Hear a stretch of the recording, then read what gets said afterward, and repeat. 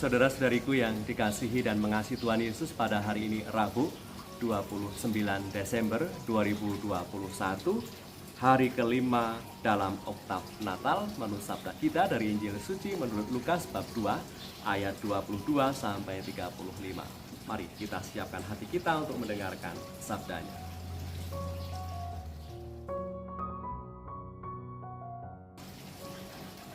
Dan ketika genap waktu pentahiran menurut hukum Taurat Musa, mereka membawa dia ke Yerusalem untuk menyerahkannya kepada Tuhan. Seperti ada tertulis dalam hukum Tuhan, semua anak laki-laki sulung harus dikuduskan bagi Allah. Dan untuk mempersembahkan korban menurut apa yang difirmankan dalam hukum Tuhan, yaitu sepasang burung tetukur atau 2 ekor anak burung merpati. Adalah di Yerusalem seorang bernama Simeon. Ia seorang yang benar dan saleh yang menantikan penghiburan bagi Israel. Roh Kudus ada atasnya. Dan kepadanya telah dinyatakan oleh Roh Kudus bahwa ia tidak akan mati sebelum ia melihat Mesias, yaitu dia yang diurapi Tuhan. Ia datang ke bait Allah oleh Roh Kudus ketika Yesus anak itu dibawa masuk oleh orang tuanya untuk melakukan kepadanya apa yang ditentukan oleh hukum Taurat. Ia menyambut anak itu dan menatangnya sambil memuji Allah, katanya, "Sekarang Tuhan, biarkanlah hamba-Mu ini pergi dalam damai sejahtera sesuai dengan firman-Mu. Sebab mataku telah melihat keselamatan yang daripada-Mu, yang telah Engkau sediakan di hadapan segala bangsa, yaitu terang yang menjadi penyataan bagi bangsa-bangsa lain dan menjadi kemuliaan bagi umat-Mu Israel." Dan Bapa serta ibunya amat heran akan segala apa yang dikatakan tentang dia.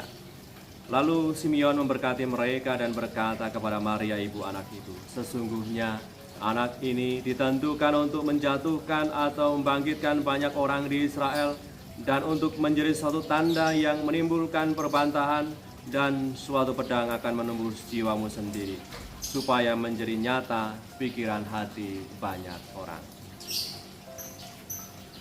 Demikianlah sabda Tuhan. Terpujilah Kristus.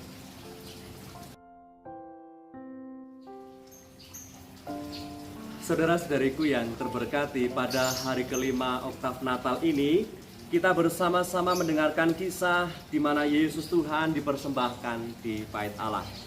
Keluarga kudus ini dikisahkan tadi disambut oleh seorang kudus, seorang saleh dan benar hidupnya, namanya adalah Simeon, di mana Roh Kudus ada atasnya dan kepadanya dinyatakan oleh Roh Kudus bahwa ia tidak akan mati sebelum melihat Mesias, yaitu dia yang diurapi Tuhan. Maka ketika mengalami situasi itu, betapa Simeon itu bergembira dan penuh sukacita, dan sukacitanya melimpah di saat yang ia nantikan, yang ia janjikan, ternyata sekarang sedang ada di tangannya, sedang dipopongnya, sedang diangkatnya dan dipeluknya. Maka kepenuhan sukacita itu dinyatakan dengan mengatakan, tadi Simeon mengatakan, "Kalau sekarang ini saya akan mati, saya sudah siap, karena saya sudah melihat Mesias yang dijanjikan itu telah hadir di tengah dunia sejarah keselamatan manusia."